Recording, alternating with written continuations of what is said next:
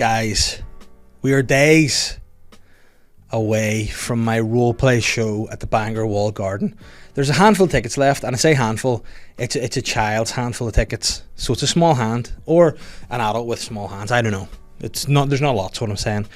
And if you want to scoop up those last children's handfuls of tickets, you can go to the link in the description of this podcast and get them scooped up now, because it's going to be a lot of fun. It's going to be wild. It'll be wild fun. It'll be a funny time, and you'll have a great night. You can go into Bangor City after and have a few scoops, visit Fieldies, have the best stout in the world, and just have a great night with me in the Bangor Walled Garden. Cannot wait. Look, guys, if you're a fan of this podcast and you want bonus content, you want extra, you want more pod for your bud, you can head to www.patreon.com/SlyGuyPodcast, where you can get access to loads of bonus content. There's podcasts, there's vlogs, there's early access to tickets, there's some photographs, if you know what I'm saying. And if you don't know what I'm saying, you can find out by going to patreon.com/SlyGuyPodcast. Sly Guy Podcast is brought to you, as always, by Modest Beer. Modest Beer are a delicious beer originated right here in Hollywood County Down. But like anything, Modest is just too good. They've expanded, they've gone further afield, they've upped their operation so they can bring delicious beer straight to you. And if you think delicious beer straight to you is not enough, and you're like, oh, it's a cost of living crisis, sugar, it's a wee bit dear to buy this delicious beer, and you think to yourself, I'd love a wee discount. I'd love a wee, 15% discount sounds about right. I'm giving that to you by going to www.modestbeer.co.uk. You can use my discount code SLYPA15. That's SLYPA15 at checkout to get 15% off all your Modest needs. That's www.modestbeer.co.uk and use the code SLYPA15 at checkout. I'm the Sly Guy. Hello and welcome to this week's Sly Guy podcast. This is one of the most fun podcasts I've done in a while. I just love this guest so much. He is one of my favourite comedians, one of my favourite guys, just one of my favourite people to hang about with in general. It's Andrew Ryan. And I mean, you never know what you're going to get with him. You never know what you're going to get, but one thing you can guarantee is it's going to be funny. And this episode was both funny, it was financially enlightening, and it was just a real easy hour of work for me. And hopefully you guys will get as much pleasure out of it as a listener as I got out of it as a podcast host. So it's this week's episode of the Sly Guy podcast with my guest, Andrew Ryan.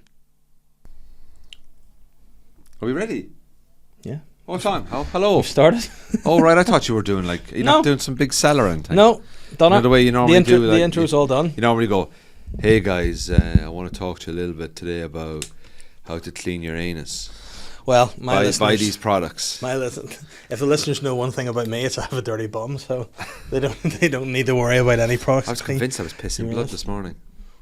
And why? Because there was blood coming out of your penis?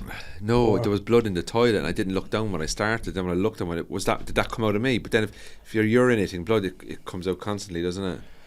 I did single word science, Andrew. I don't know if it. So is this going to be on the pod? Yeah. Oh shit! Oh, right. So where did the blood come from? We need to find that out. I don't know. Did it come out of me, or was it already in the toilet? But how? I didn't look at the toilet when I started urinating. But how would it be in the toilet? Did you have a cut or anything? Come out of me and then stopped at the toilet. Because I have before had like a wee cut and then like dabbed it with the toilet roll and thrown the toilet roll in the toilet. Then there's the blood, and then you look down, you go, oh no, is it coming out of my pee-pee or my cut? Do you know what I mean? Well, the next time I go to the toilet, hence why I'm going to drink this. Yeah. To find out before I leave here where I'm dying. What we could do, and if you want to see what is coming out of Andrew, you can do so at www.patreon.com/Sly Guy Podcast, where you can see live the stream. Yeah. If you will. So apart from bleeding internally, how are you doing? I'm good, man. I'm good. I'm a bit tired today, but I'm really good. I'm in a good place. Physically, Hollywood. mentally, spiritually, emotionally. You know, life is going okay. I mean, you know what? You could have said that with any more enthusiasm. How's life? I'm in a good place. It's great. It's great. Yeah. Honestly, I'm having a good time. I'm missing a bit of stand up though. And how? Because that's what I wanted to actually chat to you about now. Obviously, you're on the radio. Yeah, I do the Q Radio breakfast show. Q Radio breakfast show, and obviously, it's strange coming together too, with me being a Radio Ulster guy and you being a Q guy. But listen, there's no. We're not rivalry. I'm commercial. He's not. There's hands across the barricades. We've come together. We've come together. Both. There you have it. But how has that adjustment been in terms of being like, because you're a very busy stand-up, very busy. How have you been able to marry the two careers? Well, the first month it was chaotic because I started in May. The first month I would do my contract with Q was Monday to Thursday. Because I asked for not to do Fridays because I wanted to be able to make sure I do comedy Thursday night, Friday, Saturday, even Wednesdays if I was in Belfast, or Tuesdays, say at the Empire and stuff. They agreed to that, and then for the whole month of May, every Thursday I would fly to London or go on the first thing Friday morning to go for gigs. So, and then I would come home on Sunday, and then I'm up again at 10 to 5 on the Monday. So after the first month, I realised I can't keep doing this. So I I managed my diary in a way that I would have every second weekend off. Okay. And I would still take Fridays off. So I would finish at 10 o'clock on a Thursday, 10 a.m. on a Thursday, and then I could be free until the Monday. Right, okay. And that gives me some sort of a life, because girlfriend and everything. So, and then I thought, the 3 days at the weekend, then I'll get loads of writing done. And then I ended up just literally fucking cutting clips, like. And then you want to do some of your hobbies, you want to go and see your family, and you're thinking, this is exhausting. So I've got it right now into a bit of a zone where I finished the radio at 10. There's a couple of spare offices in Q at 10. We finish around 10:15 because we have a bit of a debrief and we kind of plan the next day's show, or we have to do an interview with somebody and then edit it to put it out in the following day's show. So like, I don't do a lot of interviews. Legally, I don't do a lot of interviews because Amy and Decky love doing them. I interviewed Bewitched last week. Nice. How was that for you? Oh, it was great. Was it all four of them? No, it was just one. So you didn't? One of them. I interviewed one of Bewitched. Yeah. So I have a bit of chat with them for 10 minutes, but I only. Which one was it? One of the sisters? It was one of the girls. Yeah. That's a good way to get out of it. Which one? Oh, it's one of the girls. Yeah. I can't remember. I had my phone there. Kiva. Keely. Can't remember the other name. Kiva. Yeah. Kiva. Yeah, there you go. Yeah, nice. Yeah. Close. So, Lindsay. There's another one in there too. There was Kiva. Mm-hmm. Yeah, it was Kiva. She's lovely. So we're chatting away and we're talking about Bingo Loco and all these type of things that we're doing. So, but what I've figured out now is I finish at 10, say 10:15. I can go into an office and I say, you know what, if I can stay here every day till 1, and then I can write for half an hour, I can write for 40 minutes, I do my admin, I do my podcast stuff, I do my itinerary, my admin, my flights, my blah blah blah, my accounts, and then I can get out of there, say about 1 o'clock, 1:15, and I feel like I've done a massive full day's work. I'm in there since 5:15, so I've done, I've been in there 8 hours. Yeah. So I've done the radio shift, which is 4 hours. I've done maybe 3 to 4 hours worth of comedy work on the side, and then I get home for 1 or 2 o'clock. Normally have a kip for an hour. Then obviously with it being the summertime, I might do a little bit more work, or watch a film, or go hit some golf balls, or go do food shop, or just live your life. Basically try and get some life experiences. And I've not been able to stick to it as much as I would have. I've only done it a couple of times a week. I'm saying to myself, if I could do it 3 days a week, that would really suit me. So 3 days a week, finish at 10:15, do comedy to 12:15, 1 o'clock, getting home for 2 o'clock, feeling really good then that I've done my comedy work and I've done my radio work and stuff like that. But I have been missing stand-up, yeah. Because before actually we recorded, you were like, wee baby, you said to me, I need to get home for 2 o'clock for my nap. I have to sleep 2 to 3, yeah. Yeah. Now, do you just go, or are you one of these ones that when you go for a nap, you wake up when you wake up, or do you set an alarm? I don't sleep in. I literally will take the clothes off and go into bed like I'm going into bed at midnight. Nice. And you get a full. But do you sleep past 3, or is it an alarm? I set an alarm and I get up, and that keeps me going then till about 10:30, 11 o'clock. And is that because whenever I asked you about knocking back the podcast for half an hour today, you text me surprisingly late. I thought he'll be in bed. He'll be in bed probably 9 o'clock. So what happened was we had a party at the radio station this morning, which I was unaware about. I know I got an email about it, but I didn't read the email. Classic. So then when they said, "Oh, don't forget this party," I went, "Yeah, I'll be there." And I then messaged you and I said I'll get out. It was only 15 minutes, but it was 15 minutes that I was going to be late, you know, for you, like, so. Well, it was okay because I ran over being unprofessional with my previous podcast I recorded, so it actually worked out really it worked well out for really, both of us, really. It worked out great, but as long as you're, let me see, there's plenty of time for you to get home for your nap, loads of time. Yeah, I'm going to sleep 2 to 3, and then from 3 to 5 I'm going to do a bit of work, and then I'm chill out this evening. Then I'm in the radio tomorrow, and then I go to Glasgow on Friday afternoon. Nice, because I have to get home. It's at the similar time to you, not to nap, but my dog's been dribbling a bit too much in the last few days, and I hope he was dribbling less this morning than So he is that did a bad yesterday. sign? Yeah, it could be something wrong with him. So if he's still dribbling, I'm going to have to take him to the vet. Have him put down. How old is he? 2. Nah. You're not going to put a 2-year-old dog down. No, I don't. But you do worry Is about that him. 2 dog years or 2 adult years? 2 adult years, yeah. So that's 14. Yeah. So he was just, no, he's not himself, you know, he's a bit, but he drools anyway, like he's a big, like Beethoven, but it's very wet, like it's very, like the drool's thick, like Gab almost. Oh, Jesus. But now it's like water. What type of dog is he? A retriever there, this is like this guy here. Oh, that's cute. But yeah, I hope he's alright, so if he's okay, then I'll do a bit of work, and if he's not, I'll go and sit in the vet, and then get him an injection or something, or get his teeth looked at. I think he needs to get a teeth scrub, so I'll put him under anaesthetic, do his teeth, and then... And do you have private health insurance for the dog? Yeah, we do. It's mad that the dog has private health insurance, but then some people go on the NHS when they're sick. Yeah, well, see, I have a. Is there an NHS for dogs? I don't know. Yeah, I think there must be. There must be an NHS There must for be dogs. some sort of free service for dogs. There must be an NHS for dogs. Yeah, and cats. I don't know. I don't think. Well, I mean, there's a pet plan's a big thing, like pet insurance and covering all. Because with what the insurance we pay for him, he gets like all his wee like injections and stuff, and he gets his like worming tablets and all that stuff included. Yeah. But then if you need to do anything to him, you have to, like, he's doing bloody poos the other day, kind of like yourself. He's pooing blood, like a few months back. I'm not doing that, by the way. And I was worried, just peeing blood. Yeah. I'm not pooing blood.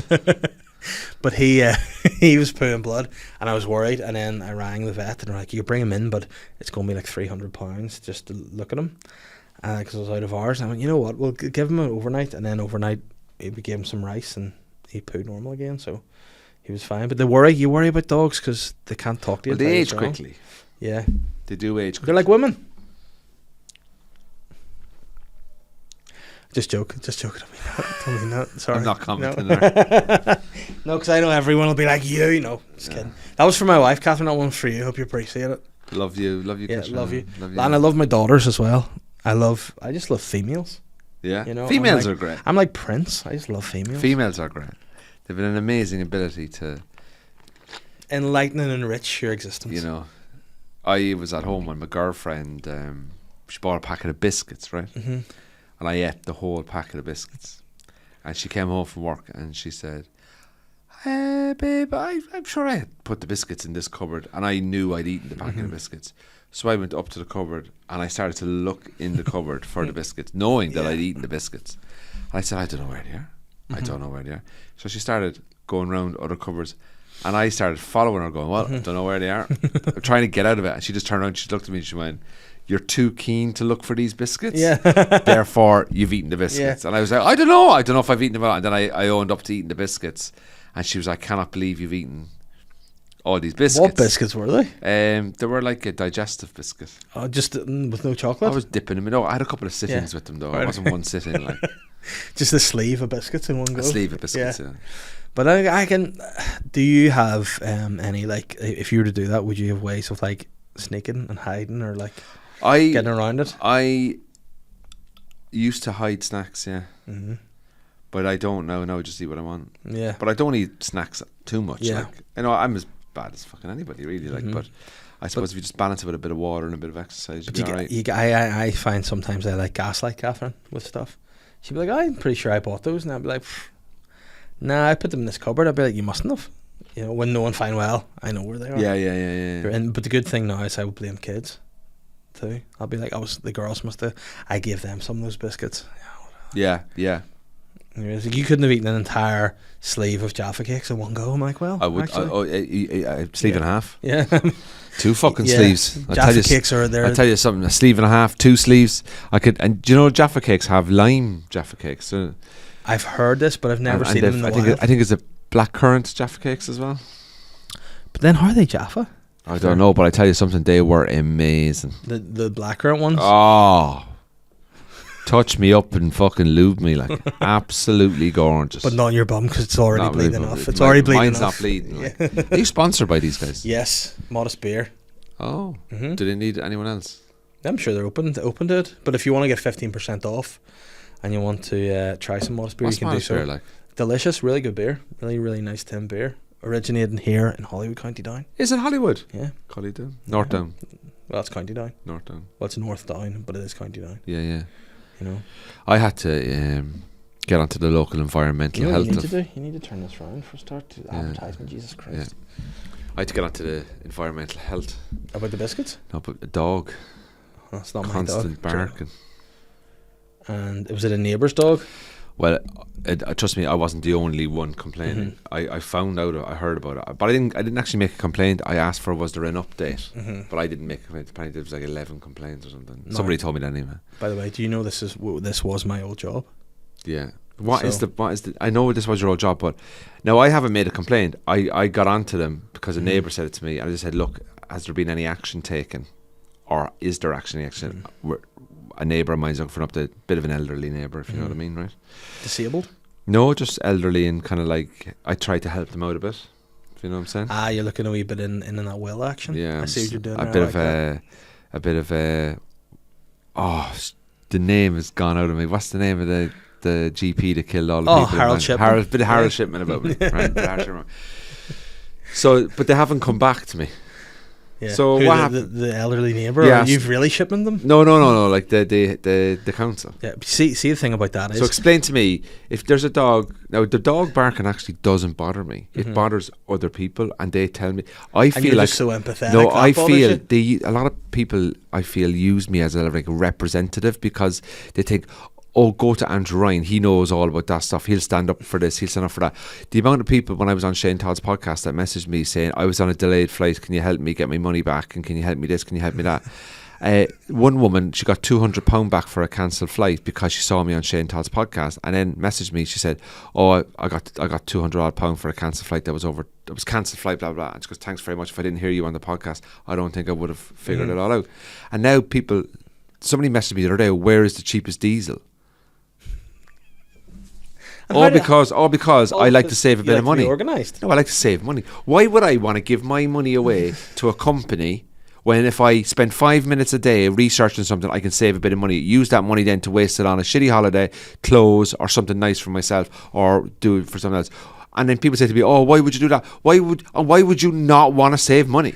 Like, why would you not want to save your money? You get out of bed at 7 o'clock, 8 o'clock in the morning, and you go to work for 8-9 hours, and you earn, let's pretend you earn £150 a day. I'm just spitting that out, right? £150 a day.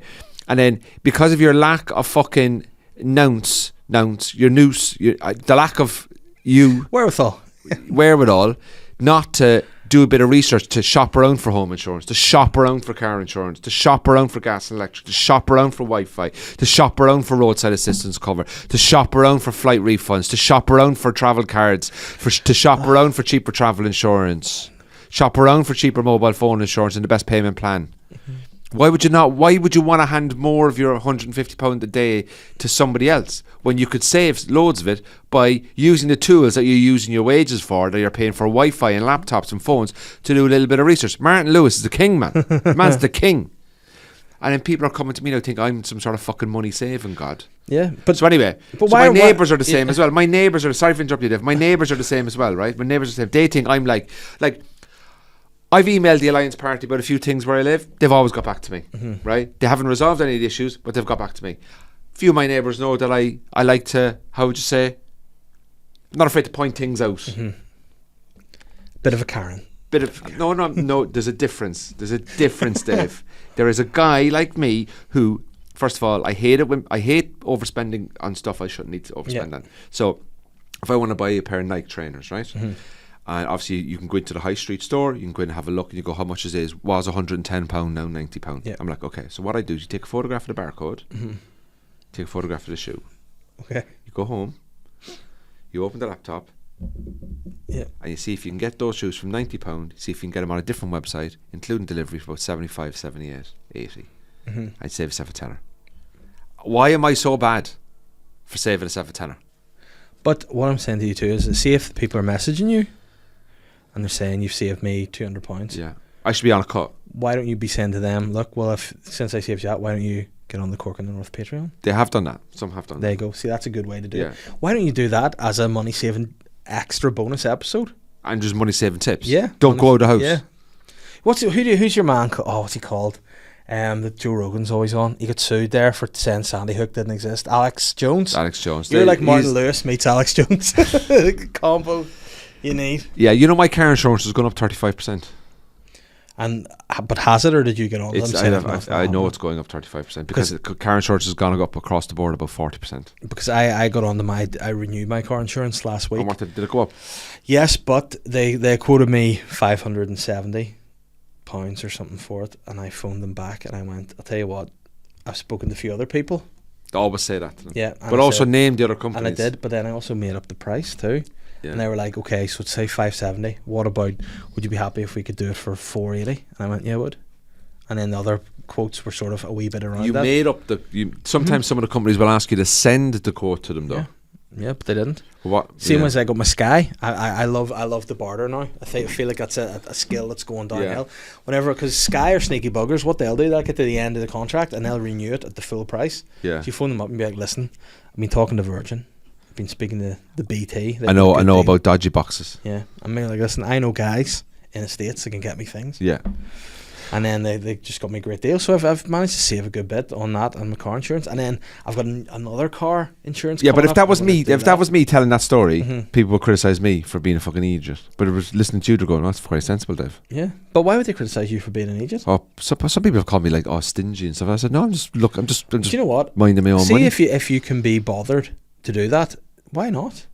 Yeah. You know? I get a kick out of it, but I also get material out of it. Like, I'll give you an example. If you're ringing up Sky and you've got a Sky package, right? And you ring up and say you're on 60 quid a month and you got all the sport or whatever it is, right? And you ring up and your contract's coming to the end. Always read your T's and C's. You got 14-day cooling off period with most contracts, things that you buy over the phone. I got my home insurance done yesterday. I have 12 days left in the cooling off period. When I go home today, the home insurance documents will be inside. I'll sit down, I'll put my glasses on, I'll cross my legs and I'll read it. Like an old man. But ring Sky and you can emotionally manipulate them. Right, you've got to remember is these Sky agents are all on targets and they're all on What do you call them? Sky agents. Oh, The they agents said- on the phone, like I thought you were just racially profiling. no an entire- agents. That's okay. Well, Like phone agents, That's okay. like an agent on the phone. Anyway, if you say to them like, "Oh, I want to read my package," yeah, but I cannot afford £60, I'm afraid, because of the cost of living issues. So therefore, I'm going to have to cancel the Sky and go back to Freeview Television. Just 1, 2, 3, 4, and 5. Right, go back to Freeview Television, and they'll go, "Oh, well, let's see what we can do for you. I'll put you through to retention." Retention is like, you know, when you go into the execution chamber, Yes. and you're just Know about to it be killed. The last person you see has the power to turn it off. Yeah. Before they kill you, and that's the person you want to see because they don't want to kill you, and by saying don't want to kill you, they don't want to lose you. Yeah. So what you do, then you up it. You're ill. You're ill. But then you're starting getting into the You go. the realms of morality there. Say, look, yeah, I'm very sorry, I can't afford it. I'm not working at the moment. I'm not very well. Not leaving the house as much. Got a few problems. I can't afford to pay the 60 quid. Have you ever given them a condition? Have you ever No, said, I've never done anything like that because you're kind of like, Depressed? I've never said depressed. No, because that's kind of like, there's genuine people out there who are depressed, but I suppose they don't. but really would you know. get depressed over 15 quid? I think maybe. I don't think I would get depressed over 15 quid because like the blues? I blow money like don't get me wrong, like I like to blow money on my terms. Okay. Is that a sense? That's a sense. Yeah, you're like somebody going to Dignitas. You know, you don't want the executioner. I'm to the do it, kind of but- guy that was going to dig this. I would book an open return just in case I changed my mind. Yeah. But I'd make sure that I could get it refunded within 90 days. Yeah. Like, honest to God, if I died, I swear to God, I'll have already found the cheapest funeral home. Yeah. I say, like, don't go to that funeral home. The Go to that cooperative funeral home. Like, bury me in a wicker basket because it's cheaper than a coffin. Uh-huh. But then would I want to be cremated? you'd be the first one to die. That the Undertaker would come to your house and they'd be like, we haven't even been. Oh no, Andrew sorted it. All his ducks are in order. Yeah, his ducks are in order. Yeah, exactly. Like so, that's like what I would do. But I like to find ways around systems legally. Like stick it to the man kind of thing. Yeah, there's a few things I like to do. Like the odd time I've jumped into the fast track security when no one was looking. But if you look confident, you're all right. You know what? I had a big argument with you. You will be with me on this because as a man who travels frequently, my sister is a traveller. You know, she would fly a lot for her work, and she is really like anal about rules. You know, so whenever she's booked a flight for me because she's like part of like EasyJet Secret Club. So am I. Herself, something like that. Yeah. Thank you very much. She was like, you know Invite what? Invite only. You know, I'll book this for you. First rule of EasyJet Flight Club: you don't talk about Flight Club. But she said to me, she goes, "You can't have your hand luggage needs to be a certain size. You can't." Blah. And I was like, "No." She goes, "If you're bringing a bigger bag, you need to pay extra." I went, "No, you don't." She goes, "You do," and she was really losing her head about it. She's like, "You can't go on there." And I went, "You know what? I'm going to go in like a drugs mule and I'm going to be confident." And I carried my bag. You know, it's a roller bag, but I put it down and I carried it like a suitcase. I just walked through with confidence. And that's the way to do it. Like, you know, when I first learned that bit of confidence, see, and I think it came from being heavy. Because whenever I was a young boy and we were playing football and you kicked the ball and it broke someone's greenhouse, all the boys would run away. But I went, you know what I'm going to do? I'm going to walk away. Because they're not going to come out. They're going to not come out and see the guy, the 8-year-old casually walking by. Right, okay. So it's about chin up, head up. Yeah. Look the part. Confidence. Like Gok Wan, you know him well. Gok Wan always says it's all about the confidence. So no matter what you have in life, as long as you've got confidence, you'll be able to get through it. Okay. So there's a few things I've done. I once paid for fast track security at Manchester Airport and the actual normal queue was going faster than the fast track queue. So I jumped from the fast track back to the normal queue. And then the normal queue ended up getting fucking really slow and then they opened up a couple of more bays back in the fast track. So they went back into the fast track and then someone shouted at me for moving. Yeah. And I was like, no, I've actually got fast track. Yeah. And I had it on my speed, I had it on my app, you know, the borderline. And I think if I probably wasn't confident enough there because in my head I kind of thought to myself, they probably know I'm going to skip the queue, but I actually have the pass. Yeah. I'm just trying to get through as fast as I possibly can. Well, you're like one of the bad guys out of the Saw films. You're tricking everybody there because I'd be like, I'm tricking myself. You can't get in here at no fast track and people. Yeah, like, what's going on? But like sometimes because I fly loads with Aer Lingus or used to have Aer Lingus that aren't really flying from Belfast City anymore, really. But I had enough points to go into the Aspire Lounge. Yes. Okay, so Aspire Lounge, which I'm sure you've been in. Yes, I have. You get free food and drink, and they've recently just done it up as well. But the last time I was in, you didn't get the drink, you had to pay, and I was not happy about that. Okay, well, I wanted some wine. There was free drink. There's free drinking the last time I was there. So if my flight says at 2:00, you board at 1:30. Belfast City Airport, phenomenal airport. Small airport, fast, efficient, clean. Really happy with it. How many stars on the Andrew Ryan scale? 4.5. What's the best airport? The best airport the best airport. Not gonna lie, Queen's Terminal 2, Heathrow. There you go. Absolutely, 5 star. Oh, I'd lick the fucking floor off it. It's so clean. It's not enough seating. The worst airport, Luton, is got a serious issue with seating in the departure lounge. Gatwick is like your ex-wife. You go for a visit the odd time. It's a bit out of the way. But then when you're there, do you remember the good times? Then when you're there, you go, oh, it's not as bad as I thought it was. But then you stay there too long. Then you have to get a shuttle over to the train. You go, this is why I left. Yeah. Do you know? Like that's what that's. And what about the I hate to say it, the international airport? Belfast International Airport. I suppose. Like. We all have a past. And Belfast International is still in the past. All right, okay. Now, Belfast International, to me, it's like the forgotten airport of Europe. It's a sort of we'll land the plane here if we can. It's like a field that got lucky. EasyJet must be buzzing to be up there because it must be so cheap. It is the most awkward place. Like, there's nothing international about it. If anything, it's domestically depressed. And the fact that they charge you a couple of quid to drop someone off. Oh, £3 now. £3. Up to. Like I would say, if you're dropping someone off and they're going on their holiday, like that's not a good start to the holiday. It's outdated, it's unorganized, it's out of the way, it's quite frankly, it's sad really. It's like looking at someone that's got addiction issues and you know that they can't help themselves. So what you're saying is the best thing to do is just put it out of its misery? Well, I think they should, because there's no Stormont here now, you see, I think what would be great is that they could build a brand new terminal there, increase the runway size to get American flights with a new terminal, make it international. It's got potential. It just needs, the terminal that's there at the moment, you can't knock it down because you still need it to function. So what you do is you build a terminal somewhere else. Yeah. Get that terminal open, and then the terminal that's there at the moment, you use that for training, or you turn into offices or something. But you also think the fact that the word terminal is so final, yet the terminal offers hope. Yeah. To the international airport, like you look at the Crockford 1, Crockford 2, in Dublin, Terminal 1, Terminal 2. Oh, listen, don't be started on Dublin, no. No. Like the car park in Dublin. One of the car parks in Dublin is in a different county. What are you laughing at? This is how I get so angry about it. Never been a man who knows more about and hates airports more. No, I love to travel, but I like the convenience. So, like for example, I'll give you an example, Dave. I'll give you an example. I mean, a lot of people know this. It is a flight from Belfast International to London Luton, and the flight was £50. Yeah. Or there was a flight from Belfast City Airport to London Luton, and the flight was £80. Which flight would I get? The £50. No, I get the £80. Why? Because of the cost of getting up to the international. All right, okay, yeah. I get you. Right? So, yeah. So you got to look at the cost of getting up and getting back. And time-wise. Time is money. Time is valuable to me. Right, so let's figure this one out. So say you're going to New York for a holiday. Yeah. And you've been I've done it.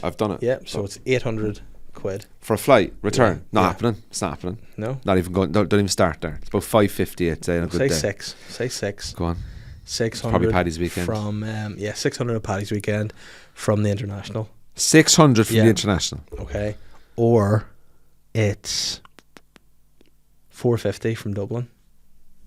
How long am I going for? You're going for 11 days. Okay, so let's look at the costs here. So 650 from the international. Yeah. And how much is it from Dublin? I'm going to do it on my phone here. 450. Right, so there's a 150 savings there straight away to go from Dublin. Alex Lewis here is going to figure it out. Okay, 11 days in a car park in Dublin, you're looking at around €80. Plus the petrol.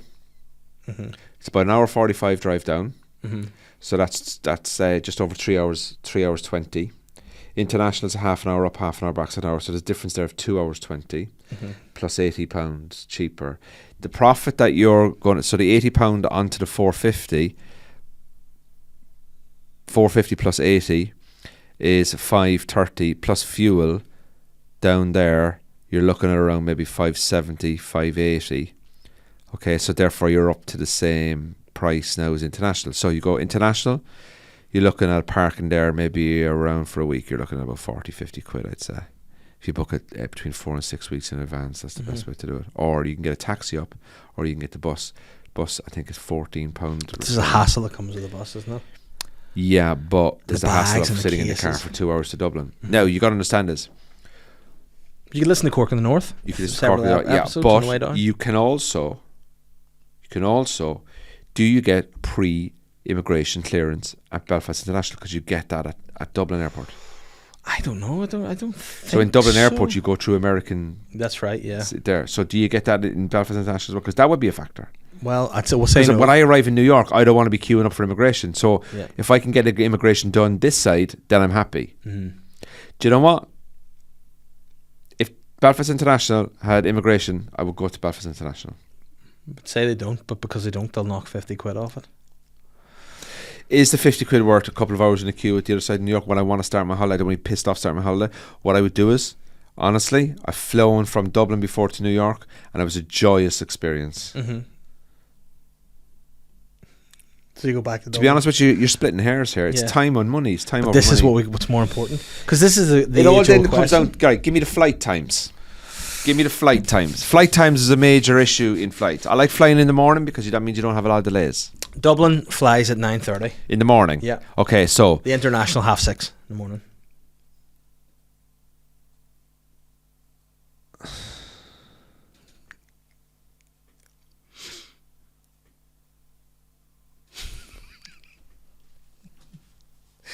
Look, you can actually see the cogs going around here. I'm just speeding up.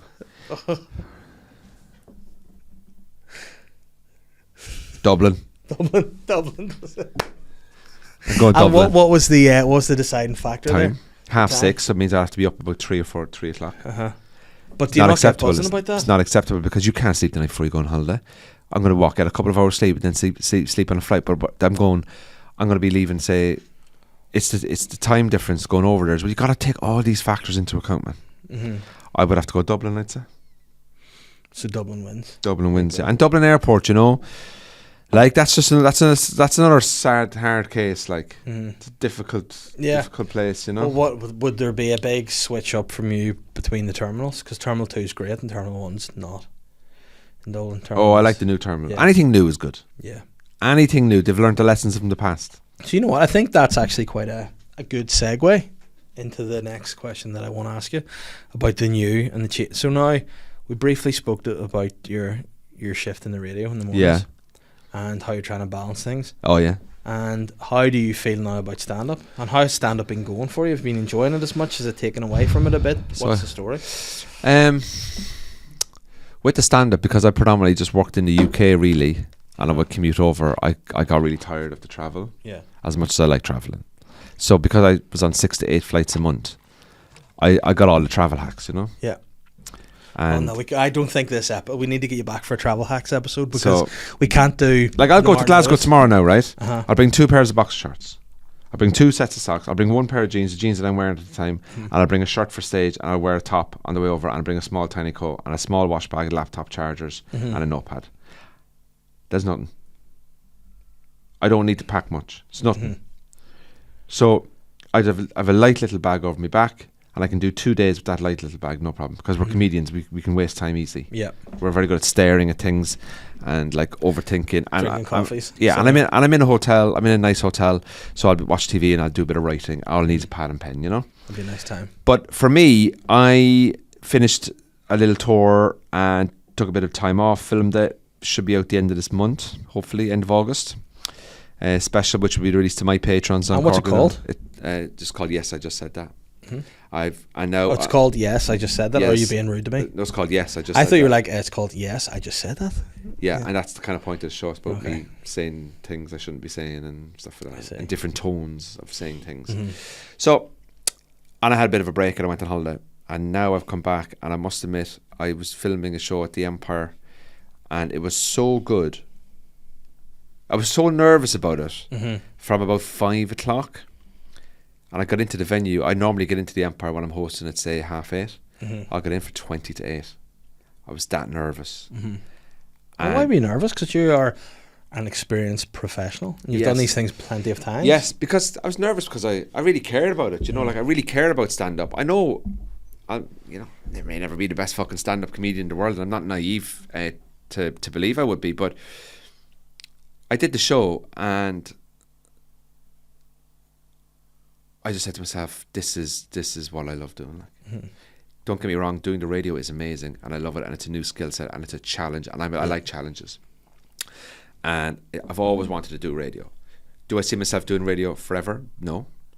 Do I see myself being a comedian for the rest of my life? 100%. At this moment in time, I'm just doing the radio to try and do something a little bit different, give me different life experiences. I know the road. I know what it's like to be a comedian. It's tough going. Yeah. And I wanted a bit of a break. And now that I've had a bit of a break, I'm actually so more excited about comedy. So I've decided next year I'm going to the Edinburgh Festival for the month, and I'm then doing a tour across the UK and Ireland and Europe as well. And I've got a year. I've written about 20 minutes so far. I've got a year, and I've set a massive challenge to myself that I am going to write the best stand-up show I've ever written in my entire life. And I'm going to I've made a big commitment to myself, and I want to do the radio, and I want to write this show, and I want to film this show, and I want to go out and tour, and I want people to, if they like me, to come and see me, and leave and go, that guy's off his head, and he's mental, and he's funny, and he's. Are you going to be talking about airports in it? Oh, mate, you haven't even seen stuff I talk about. Yet. Sky Scanner is getting it. Oh, Sky Scanner, come at me. Come at me. I can find cheaper flights elsewhere, you fucks. Sky Ryanair? Yeah. No, it doesn't I work. should set up Damn Andrew it, Ryan you saving should. tips, really. Andrew Ryan saving tips. I mean, we could work on the name a bit. Why do I have to pay that.com? Yeah, there you go. So I'm excited about it again. Had a bit of a break and then did the radio. So kind of started to learn the radio and still learn the radio. I'm not the best at it yet. I'm not trying to be But the best. can I just say, as we said earlier, as somebody from on a rival team, big props to the breakfast show on Q. Oh, It's thank brilliant. you. It is brilliant. I was listening to it on the way into work. Whenever you were talking about the sea swimming, Yeah. that episode, I just thought the dynamic was brilliant. Yeah, I thought the three is bounce off each other so well. We do have a great dynamic in there. Decky's on holiday this week, so I've been running the show with Amy. Here, I've heard a lot of rumours that Decky's a very aggressive, hard to talk to guy. Really makes you feel really uncomfortable and shouts down to you. Is that true? Does he shout down to you? And is he as angry as people say he is? He says like this fun guy's all up front, but he's really angry. He shouts at people. He throws pens at his co-workers. The works, is it like, is that? Oh, and you yeah. have to sign an NDA and stuff that you can't. He is one of the nicest fellas you'll ever meet. Okay, because I know you've signed that form. And can I just say, so helpful, so respectful, and so good at his job. Yeah. And I mean, I sometimes watch him and I go, wow, that is what he's doing there. The plates he is spinning and the way he can turn a conversation. You can have a really good laugh within 90 seconds or 60. I have to learn all these, the beats, how to come out of a gap, how to merge songs, how to be on time for things. And not only that, you want to be up, you want to be happy. He is absolutely phenomenal at his job. And I sit there going, I since I've been doing the radio with Q, I cannot be a number one. I cannot drive a show. I'm not, that's not my personality. Yeah. I am the side person that comes in. So, for example, Dave, you could be like doing stories. So this week it's been announced that 60% of marriages will fail by 2027, right? You'll do that, right? Yeah. You'll set that up, and I'll go 60%. But can we knock it down to 50? no, I'll be like, can we knock it down? Do you see what I mean? So you'll set that up. You go, Andrew, have you read this? And I go, no, I haven't read it. I'm too busy arguing with the wife. Yeah. Right? Yeah. So he is that driver of the headline. This is where we're going to. He then goes to Amy. Amy, have you seen this thing in the news about 60% of marriages break up in the first 5 years? And Amy's like, oh my God, you know what? Like, I know a few people as well that that's happened to. And I goes, why do you think that's happening? You know what I mean? Goes, and then they'll have a little comment. And in my head, in my stupid little trying to be funny head, I'm sitting there going, come to me. And then I just go, it's happening because, and I go off on this rant. Yeah. And then we go back and we go forth. So Decky'll have an overall opinion. I'll have an opinion. Amy'll have an opinion. It'll be 3 different opinions. And it gets to the point where it's like, you can't say that. Oh, what are you going to do about it? Yeah. It goes, oh yeah, fair. And so I'm just being my comedy self. Yeah. And the dynamic is good, and I love it. Like, I do genuinely love doing it, but it's made me understand how much I love comedy as well. Yeah. But I actually, joking aside, was in once with Decky, and it was one of the most easy. He's so good, man. Experiences with radio we've had. Now, I've been on another station, which will not be named, that I had the worst radio experience, and the guy, the DJ on this station, said to me, I made a joke about, this is about my show Dad, it was years ago, and I made some sort of joke about like, I used that word, I think, and after it was, my first child was true story, conceived after a Ricky Gervais show. So I was like, it'll be in her blood, quite literally. So that's when. And then he went straight to the song and berated me. What did he say to you? He was like, you cannot say that. That's totally inappropriate. I was like, well, it wasn't inappropriate. He goes, blah, blah. And at the time, I was quite green. So I was a big Sinn Féin. So no, I was very, I was new to things. So I sort of sat back and took it. Now I would have probably told him to fuck off, But no, but you wouldn't probably go on those shows. No, now. but see now, ever since that, I said I'll never do radio with this guy again. But he said to me in that moment, he went to me, he goes, you don't know anything about live radio. And then now here we are, a few years later, hosting the mid-morning show, and you can kiss my ass. And is he still there? Yeah, but you know what? Have you seen him? Nope, I haven't seen him. I haven't done a show, and I will not do it again. Yeah, but what you got to understand is didn't like his attitude. This is good. Like, this is what I've learned. all right, about doing the radio, and you do it now. And people say, "Oh, you're doing the radio now. You think you're cool?" Like, no, I don't. I'm just doing something right. And people ask me questions about it, and I like talking about it. If you don't like it, fucking don't listen to fucking complain about something that's for fucking free. Like, anyway, with radio, you make your mistakes live on air. Yes. Okay. With comedy, we make our mistakes in front of an audience. We are the kings of trouble, the kings of mistake making. I mean, what a great name. We are the kings of trouble. That's this episode, the kings of trouble. The kings of trouble. We fuck up and get judged on our fuck ups instantly. You have somebody out there who could be training to be a professional fucking snooker player, and he will train and mess up on the table all the time, and you never see that. You only see him when he's on telly getting breaks of 120, 140. You don't see the bad days. With comedy, we fuck it up in front of you. It's brutal.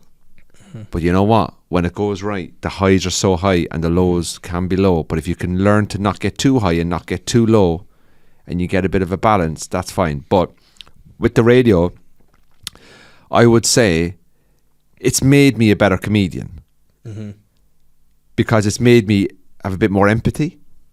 Because when we've talked about a few challenging topics in the show, we talked a little bit about our own sort of insecurities as people and stuff. And I was talking about, you know, how I bought a pair of Nike shoes at the full price in the shop. Yeah, exactly, yeah. And I was talking about like how I would spend a lot of time worrying about my speech and my diction, or my diction, yeah, and my grammar.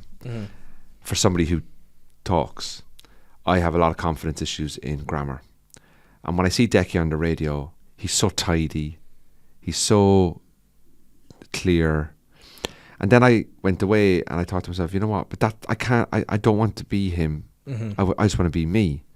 And I think that one of the reasons why I'm enjoying Q so much, and some people may seem to enjoy me, they may not, and that's perfectly fine, is that I'm just being myself and being a bit rough around the edges.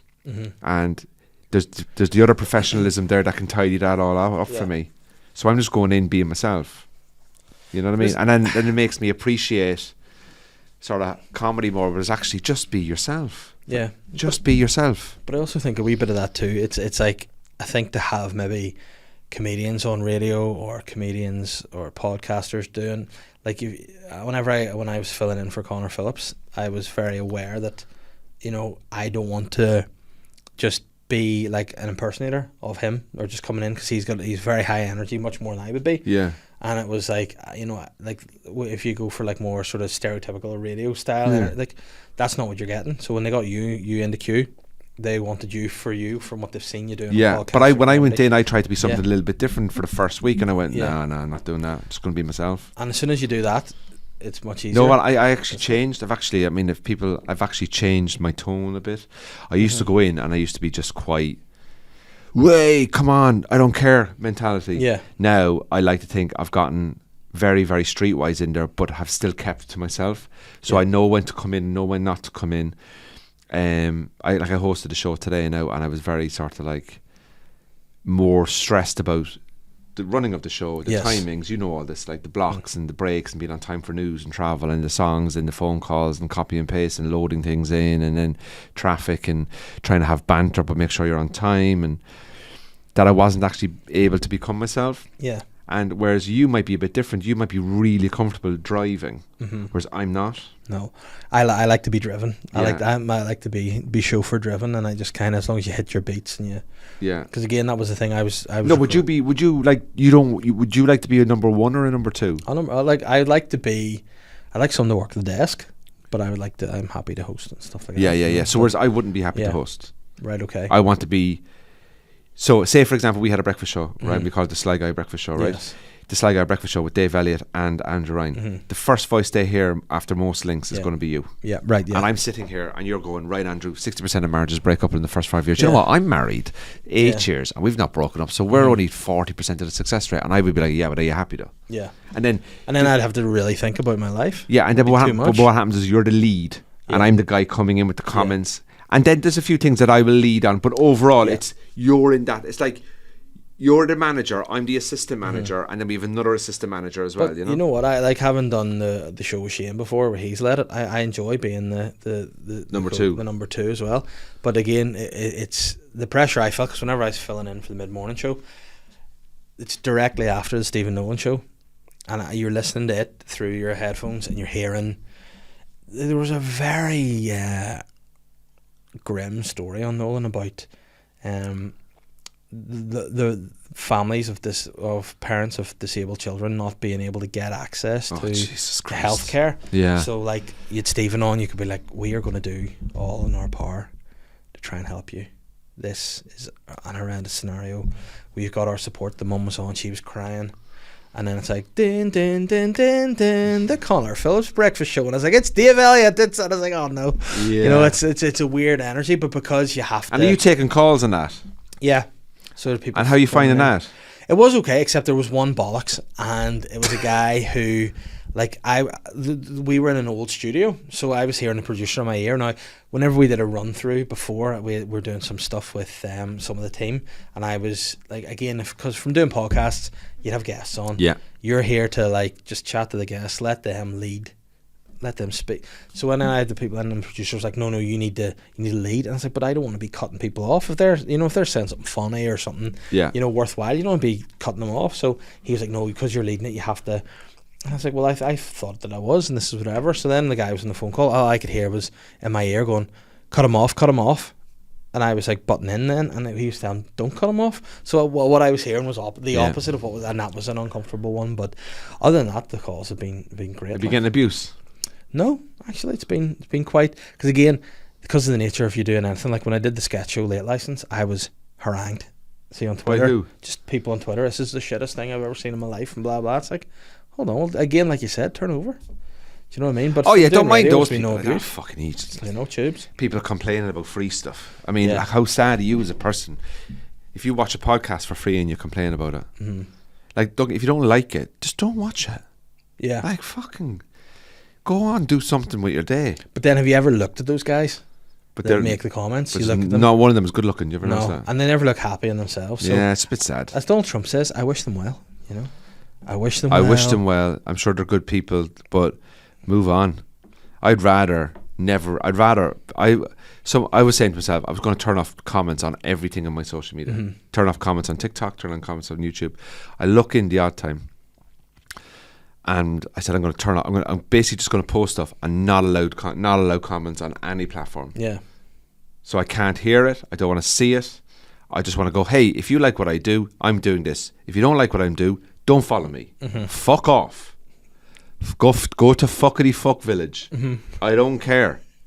Right? Yeah.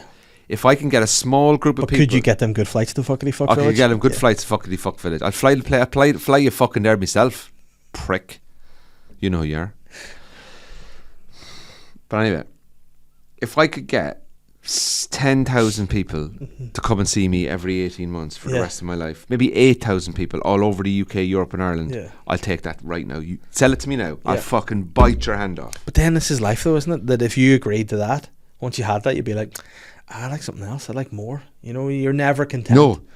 Just life have the same crowd. Have the same crowd all the time. I love my audience. Do you ever look at your audience when the lights are on? You go, people have come to see me do live. I've gone, yeah, I like you. They're good people. Love those good people. Yeah, love it. Love it when you see a good audience, like, you know, but yeah, I think like I you know, when you talk about the abuse you get on the radio, I've had a good few bits now. Yeah, of abuse? Yeah. From who? Like on your socials or? No, messaging into the radio station saying one guy threatened to come down and punch me. Why? He just doesn't like me. Though I got an email though when I was finishing my run from an older lady, compared me to Jerry Anderson. That's a good compliment. That's as good a compliment as I could get. Fair play to you, Dave. I was like, thank you very much. That's brilliant. You know, I love that. And I thought, you know, because what a guy Jerry Anderson was, one of the greatest. I've heard about him. I've heard about this guy Jerry Anderson. Apparently, he did a segment many years ago on Catholic sperm and Protestant sperm. Is that true? I well believe it. Yeah. Yeah. He was a bit of a. He just went in and just went with it. Whatever came into his head. He was a genius. It's tremendous. So that was a nice wee. In the lead. And that's a brilliant thing to get now. Fair play to you, Dave. But again, I've not been back yet, so we'll see. But yeah, but these things take time. No, I'm waiting. I'm always waiting. No. Yeah. I'll be back in a couple of weeks for doing something else. Yeah. Something else. So. Now we've got a few things in, like, you know, you don't know what you're doing and all that. And I go, like, you're right. Like, I don't really know what I'm doing. I'm still learning it. But you know what? 98% of the messages are great crack. Like. Mm-hmm. People are, you know what? A lot of stuff is made about social media and stuff like that. I know we tend to focus just on the negative stuff, but Majority of people on social media are actually grand. Yeah. It all depends if you're looking for trouble. Yeah. But that's in us as comedians, isn't it? We always want the negativity. We dwell in a world But of negativity fuels us, though. Mm-hmm. Fuels us to be better. Yeah, there's nothing that fuels you more than spite, is there? Yeah. And determination to prove people wrong. That's what I get. Like, I love a... And to build something for yourself out of nothing is one of... Like, my girlfriend has a little... she has an Instagram business where she does stationery, signage and stuff. So if you were going to a christening and it would be like, oh, baby Joan, baby Elsie's Baby christening, Joan. baby Joan. I mean, how many baby Joans are there? Like, I don't know if there's been a baby Joan for about 30 years. time. Yeah. But I would say you'd see it like, baby Elsie's christening, 1st of February, whatever. And it's all lovely designed and all. She will design all that stuff. And she'll also design your wedding stuff, and she'll design your wedding invites, and she does it online, right? And I was saying, how are you getting on with the business this week? And she was like, oh, I got 4 orders. And I was like, oh, that's amazing. And she was like, yeah, it's great, isn't it? Mm-hmm. Now, I would say 10 years ago, Andrew Ryan 10 years ago would be like, 4 orders. Oh, Jesus. Not many, is it? But now I'm like, can you imagine getting 4 orders a week for an idea that you had out of nothing? That you built up yourself? That people are willing to pay you for your ideas and your work ethic? Mm-hmm. And I said, some companies out there are getting 1,000 orders a day. If my girlfriend gets 4 a week, that's the exact same level of success. It's not the same financially. I understand that, but it's still the exact same success as somebody ordering 1,000. Now, but in theory, it's the same success, but it's not financially the same success. Why? Because the fact that people are interested in what you do, in anything the way that you do, whether it's 1 person, 10 people, or 1,000 people, or 10,000 people, you can have 10 people buy your book, buy your little product, and those 10 people give you such confidence. 10,000 people, obviously, you're getting confidence. And you probably have staff and you're going a business there. Then you move into a different space. But just for something like that, so like you going on BBC Radio there now and you coming off, but that one email that you got made you feel amazing. Didn't it? All right. Yeah, it did. Yeah, it did. Right? Yeah. And that's the power of what 1 person can do, 5 people can do, what 4 orders a week can do, can make you feel amazing. And I just focus on that now. I just go, you know what? If you're getting 4 orders a week, fantastic. Some weeks you might get 10. I'm like, even better. Whereas other people would have a tendency to look at something like that and go, well, it's not a very successful business if you're only going to get 4 hours a week. No, it is a very successful business because she has created something out of zero. It doesn't matter the scale. Now, she can upscale when she's ready. She's working full time, she's only doing it on the side. So she doesn't have much time to do it. But she says, I just like having it. Yeah. And she goes, one day I might give it a go for 6 months to upscale it. And I'm like, yeah, that's fine. But she'll do that when she's ready. But people are going, oh yeah, I like them, but it doesn't have that many followers. Oh, blah, blah, blah. But it doesn't matter about that. The fact that it's there. Yeah. And this is what people don't seem to realise sometimes, is like they look at everything and it has to be amazing and it has to be perfect and it has to be massive and it has to be successful. There's not. That's like saying to me, my nephew, amazing kid, just signed Cork City Football Academy. He may make it, he may not make it. He may go off and be told he will never play in the Premier League. He may be told he'll never play in the Championship. But he could have a really good life if he does and he sticks at it and he gets a bit of luck in League One. That is to me, that footballer in League One is as successful as somebody in the Premier League. Why? Because they're doing what they want to do. It's just different variations. It's different financial success. And that's how I look at all those things now. You'll remember that email that you got for 6 months. Yeah. You'll remember that email in a year's time. See, even it's like with doing this, like, this is my job. I'm here chatting to you, getting tips. Do you know what I mean? Yeah, and but that's great. Yeah, and that's what I say to people. It's like, just like I go in there and I go in there. I go to do my comedy. Did a comedy show in Newry on my tour. I sold 50 tickets. It's one of the best shows on the tour. Where was it? In McCooey's. Great spot, isn't it? Great spot. Listen, 50 tickets, right? That's full house in there. Yeah, did 470 tickets in Cork. If someone says to me, look at the tour poster, pick out the tour, show that you thought was the best crack, I'll go McCooey's. Yeah. Oh, how many were there? 1,000 people? No, 50. Yeah. It's not about size. Yeah. It's about what you're getting out of it. But also McCooey's. Inside. By the way, McCooey's in Newry. I did a Unbelievable place. last night. What a place. Should be for no matter how big of a comedian you are. Mm-hmm. You should and say, I sell out the Opera House, I do this, or I sell out Apollo, or I sell out the Arena.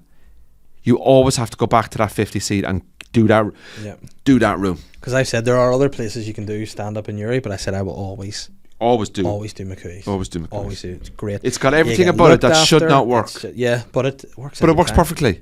This is what I'm saying. It looks like it should not be good, but it is amazing. It's so good. Do you know? And Leanne and the crew. Oh, she's hilarious. And Doug Ollie. Oh, brilliant, mate. Brilliant. And parking Fantastic. outside the road as well for free if you go down there after 7 or 9. I mean, and that's it. And now, see if you're right. So you're asked, what would you rather do? A gig in the Empire, right? So that's going to take you how long to get there? Where are you going to park versus a gig in McCooey's? The fee is a bit. Say the fee's a wee bit more in McCooey's than it is in the Empire. Well, how you balancing that up for your time and your travel? Let's go. I go to McCooey's because I don't do it enough. There you go. Quality over quantity, and the quality will make you feel as rich as a big gig that's a bit shit in your bank account. There you go. And I think I just want to send a message to all your listeners there, Dave. Yeah. Just relax. We're all going to be fine. Life is tough, but if you take one day at a time and not get stressed or worried about small things. Just be yourself. Make plenty of mistakes. Making mistakes are good. Messing up is good. You'll be alright. Just focus on the right things. Right, we're going to fire into quick listeners' quiz. Before I finish up, may the Lord Jesus Christ have mercy on your soul. I'm fucking on one today. I'm gonna ask this one question because there's a few questions, but I feel like it's getting close to your bedtime here. So we'll go for the best one. This is one from Phil. All right, Phil. And Phil has said, "You're on Come Dine With Me. Right. What's your starter, main, dessert, and your entertainment for the evening?" Oh, Jesus Christ. Starter. Pate. Love a bit of pate. Main course. Spaghetti bolognese in the slow cooker from 11 a.m. Now, is it with mince or is it with It's with mince beef? and a bit of garlic bread on the side. Dessert. Black Forest Gatto. Or for any German listeners, Schwarzwald and Kirschtorte. Yeah. Okay. Entertainment. We drive around the local area comparing the different prices of the car parks. Oh, Andrew, where can people find you? At the car parks. Are there any good car parks, by the way, in Hollywood that you recommend? I always do the free one on the entrance past the free one as you come in from Cityside. You know what you should also do? What? Parking hours. Just out the back, it's free. I know. So will you have anything coming up? Where can people find you? Where are you at? My podcast Cork in the North, out every Thursday at 6 o'clock. Also I have a Patreon there as well with extra episode, and obviously Instagram at Andrew Ryan Comedy. And if you listen to radio 6 to 10 in the morning, Q Radio. If you don't listen, I don't care, I'm getting paid the same. And if you've got any financial advice or benefits from listening to Andrew over podcasts Let over me the know. last couple of months, let him know. Subscribe to his Patreon. Send a couple of pound his way. If you save £200, send him 50. You're up on 150. Touch me. Dave, stop touching me. I mean, how can I be touching you? Hey, it's not my hands. Well, it's something it's anyway. Tentacles, isn't it? Slán, Gurmy and Margot. See you later. Up Ireland. And Northern Ireland. And the whole United Kingdom, up the so? fuck, yeah, the fuck, yeah, fuck, yeah. Up everybody. Touch me. I'm the sly guy.